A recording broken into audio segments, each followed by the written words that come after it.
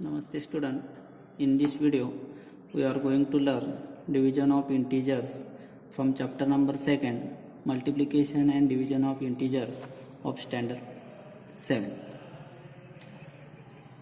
First, division of integers. पूर्णांकांचा भागाकार. Integers म्हणजे पूर्णांक आणि डिव्हिजन म्हणजे भागाकार. If we divide any positive integer by another integer, another positive integer, then we get, suppose for example, if we divide 8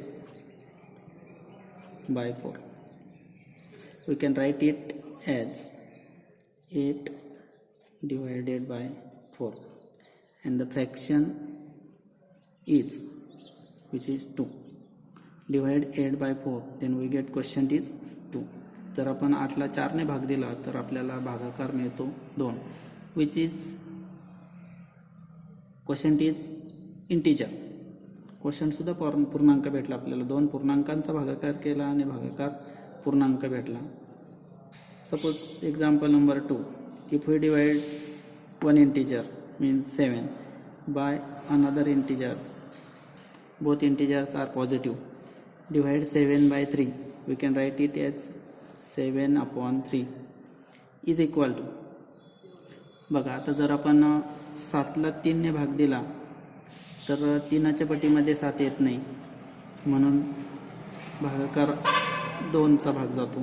3 दुने 6 आणि 6 जर वजा केले तर किती उरतात? 7 मधून 6 वजा केला तर 1 आणि डिनॉमिनेटर ॲज इट इज.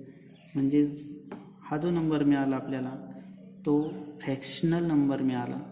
याचा अर्थ 2 पॉझिटिव्ह इंटिजरचा जो भागाकार आहे तो एकतर इंटिजर येऊ शकतो किंवा फ्रॅक्शन येऊ शकतो. म्हणजे अपूर्णांकात येऊ शकतो किंवा पूर्णांकात, दोन्ही पद्धतीचा येऊ शकतो. हे या ठिकाणी आपल्याला लक्षात आलं. Now if we draw a number line, suppose this one is a number line. If we mark numbers, suppose here is origin, if we mark on each 1 centimeter,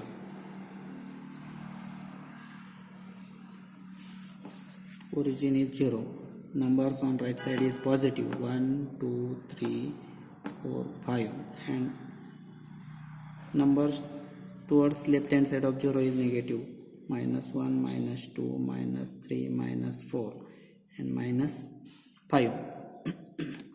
If we divide each equal parts into 2 equal parts, then here we get fractional number.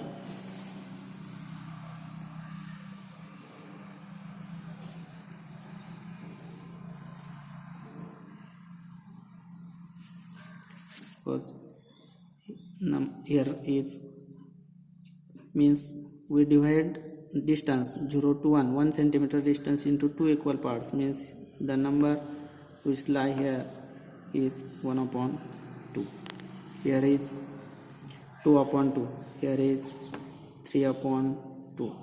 In the same way towards left hand side, number lie here is -1 upon 2, here is -2 upon 2, here one is -3 upon 2, -4 upon 2, here one is -5 upon 2, here also -4 upon 2, here one is -5 upon 2.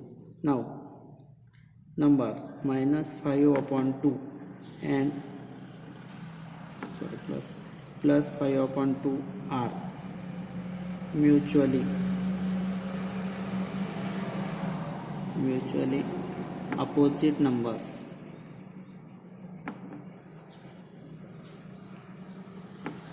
Also -1 upon 2 and 1 upon 2 are mutually opposite numbers.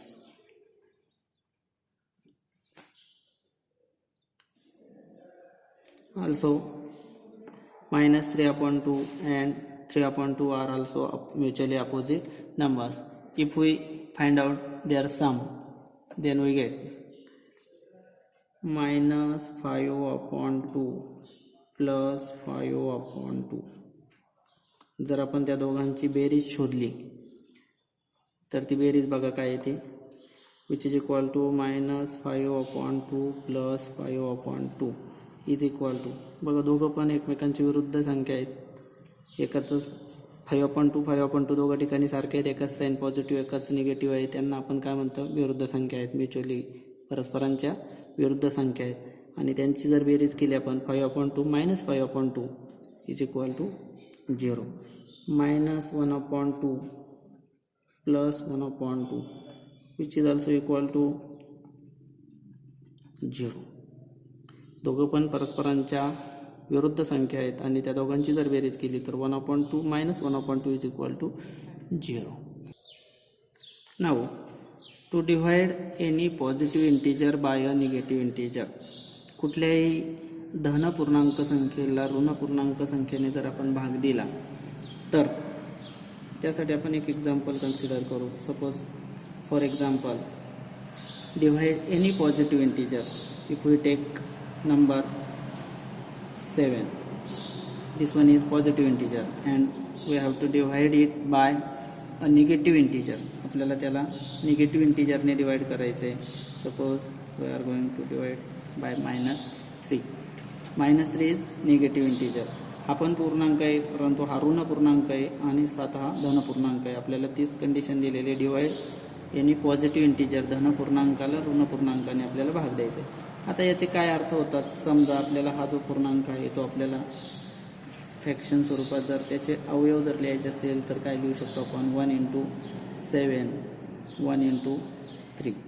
आता त्यापैकी एकच sine negative दिलेलं आहे बघा आपल्याला या ठिकाणी, 3 काय दिलेलं आहे, निगेटिव्ह. आता हे मायनस साईन आपण या चारपैकी कुठल्याही इंटिजरला देऊ शकतो. न्युमरेटरच्या 1ला देऊ शकतो, 7ला देऊ शकतो, 1ला देऊ शकतो, 3ला. आपण वेगवेगळ्या पद्धतीने लिहू शकतो. Suppose we write like this -1. कुठल्या तरी एकाच याला द्यायचं आहे कारण पूर्ण रॅशनल नंबर तो तयार झालेला आहे, त्यामध्ये एकाच ठिकाणी मायनस साईन आहे, म्हणून या 4 नंबरपैकी कुठल्याही एकाला मायनस साईन द्यायचं.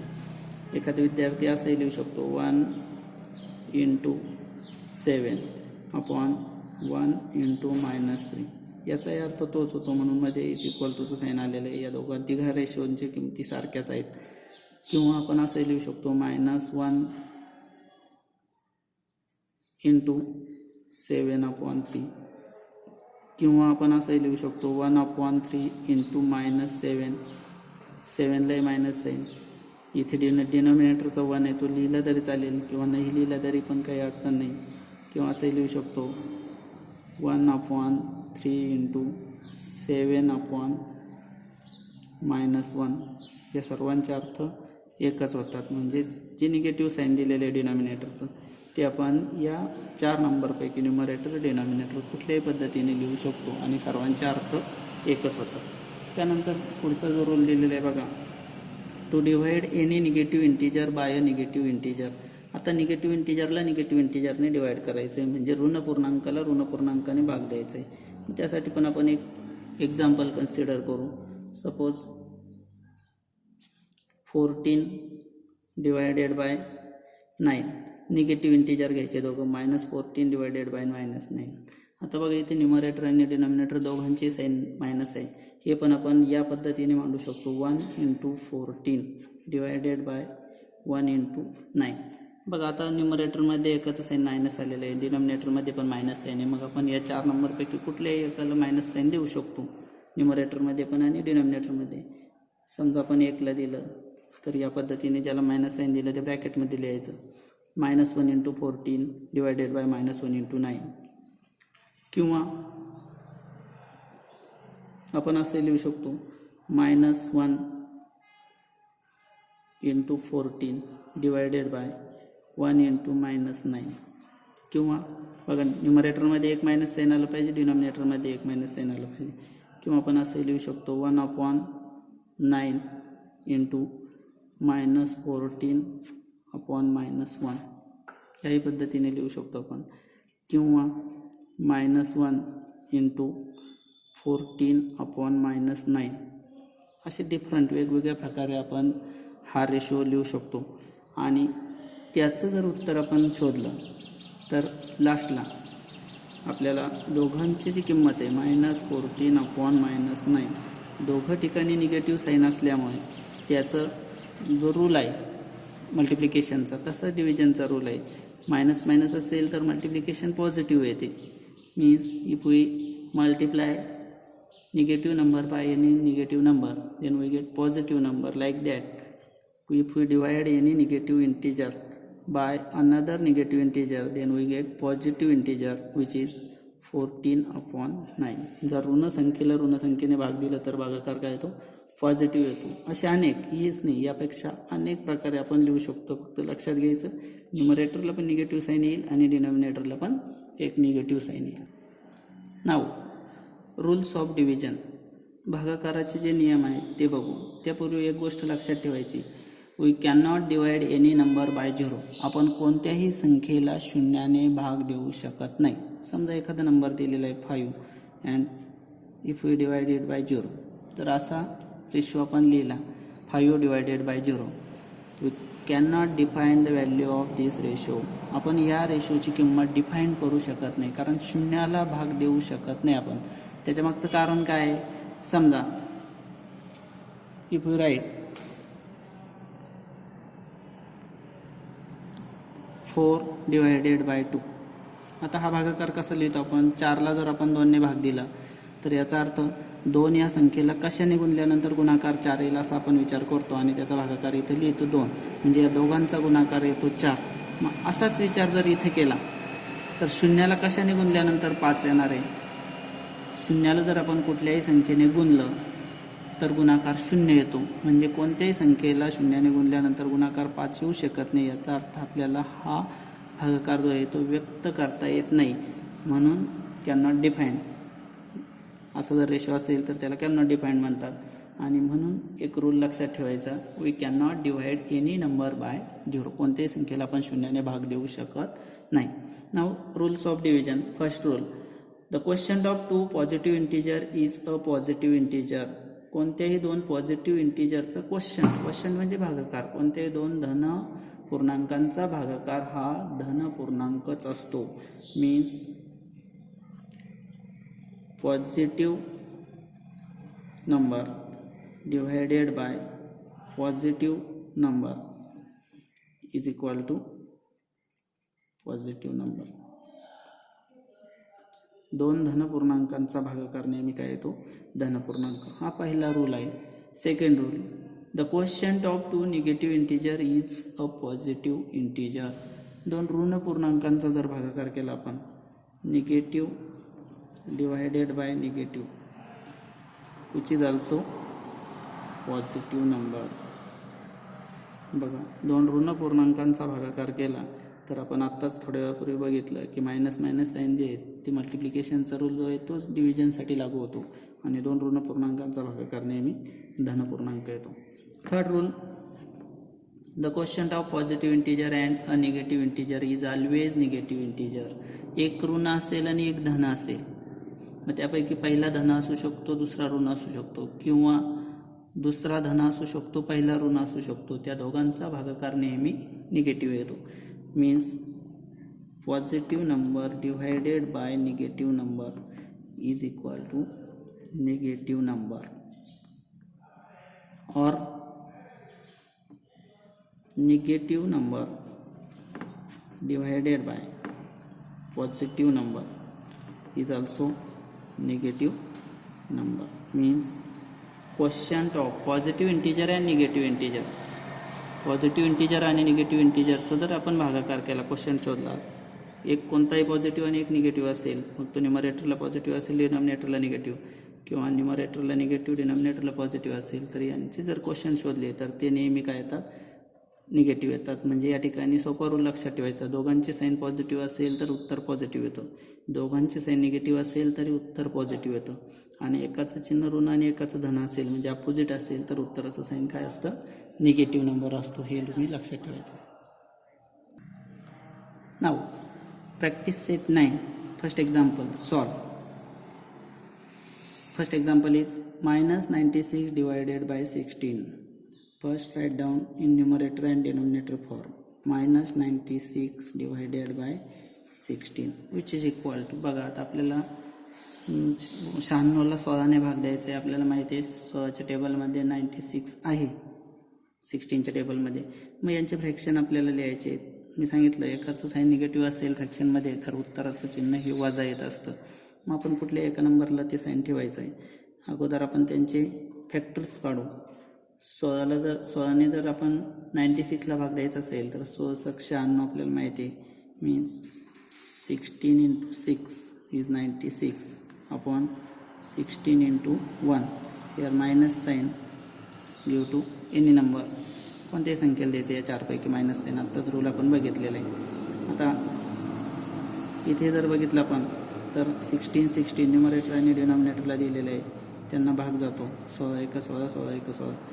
न्यूमरेटरमध्ये शिल्लक राहिला 6 आणि डिनॉमिनेटरमध्ये शिल्लक राहिलेलं आहे 1. आणि न्यूमरेटरचं मायनस साईन बघा दोघांमध्ये एकाच मायनस साईन आहे म्हणून ते उत्तराला नेहमी राहील. आता डिनॉमिनेटर जर 1 असेल तर लिहिण्याची गरज नाही म्हणून answer is -6.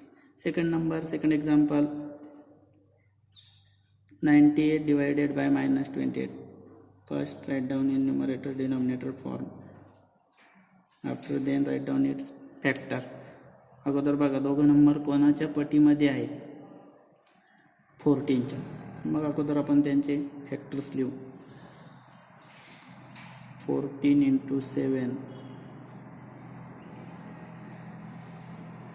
98 divided by 14 into 2 28. Negative sign डिनॉमिनेटरला या चारपैकी कशालाही दिलं तर किंमत बदलत नाही. सपोज आपण डिनॉमिनेटरला या ठिकाणी लिहिलं. आता बघा न्यूमरेटर डिनॉमिनेटरमध्ये 14 कॉमन आहे त्याला भाग देऊ. 14 1 14. न्यूमरेटरमध्ये 7 शिल्लक राहिलेलं आहे. डिनॉमिनेटरमध्ये 2 आणि मायनस साईन इथे डिनॉमिनेटरच्या समोर एक आलेलं आहे. दोघांपैकी एकाला असेल तर उत्तराला द्यायचं. आता एक असा नियम आहे साईनचा चिन्हांचा की निगेटिव्ह जे साईन असेल ते नेहमी न्यूमरेटरच्या नंबरला लिहायचं किंवा मध्यभागी लिहायचं. डिनॉमिनेटरच्या नंबरच्या पुढे लिहायचं नाही.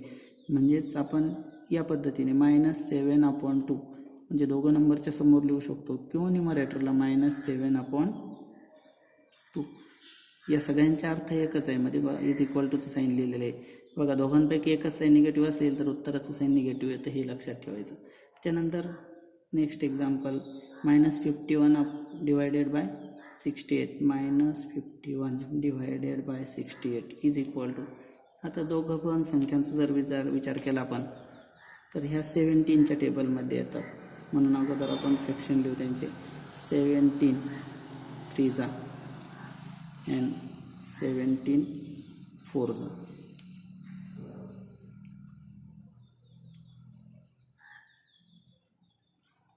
निगेटिव्ह साईन न्यूमरेटरला आपण न्यूमरेटरला देणार is equal to.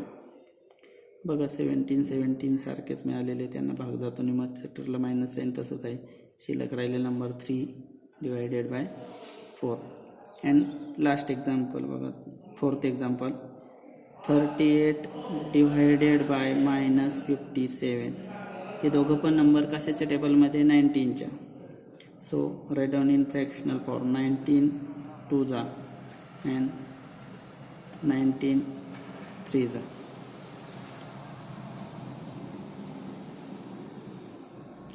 Negative sign डिनॉमिनेटरला 19 get cancel. Numerator 2 denominator is 3. Minus sign दिलेले मी आत्ताच रूल सांगितला बघा तुम्हाला एक. जर एकाच संख्येला निगेटिव्ह साईन असेल तर ते आपण मध्यभागी किंवा न्यूमरेटरच्या नंबरच्या अगोदर लिहू शकतो -2/3. उत्तराचं साईन येतं negative.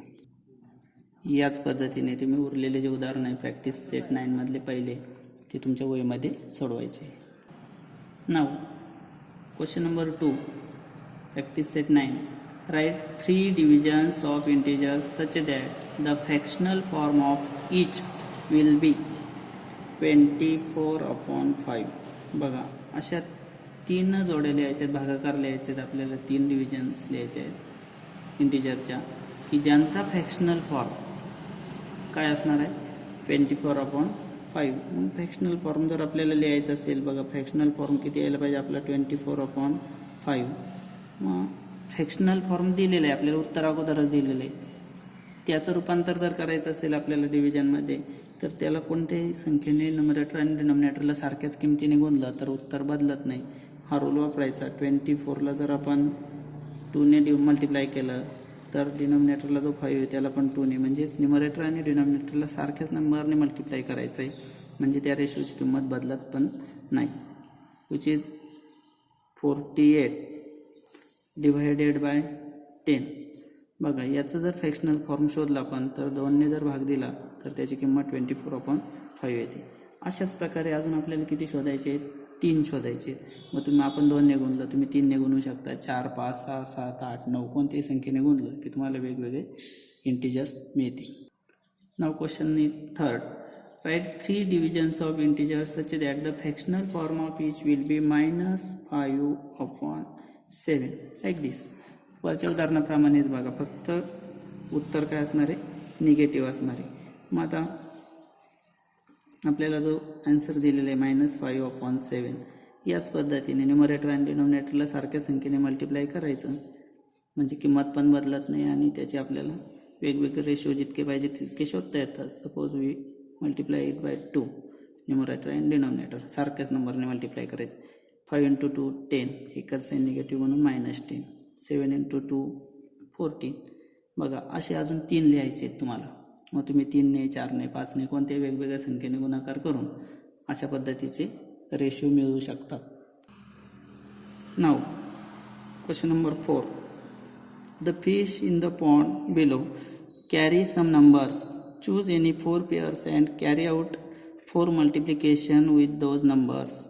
Now choose 4 other pairs and carry out divisions with these numbers. बघा, आपल्याला काही मासे दिलेले आहेत फिश पॉन्डमधले, आणि त्यातले कोणतेही 4 नंबर घ्यायचे, त्यांच्यावरती नंबर लिहिलेले आहेत.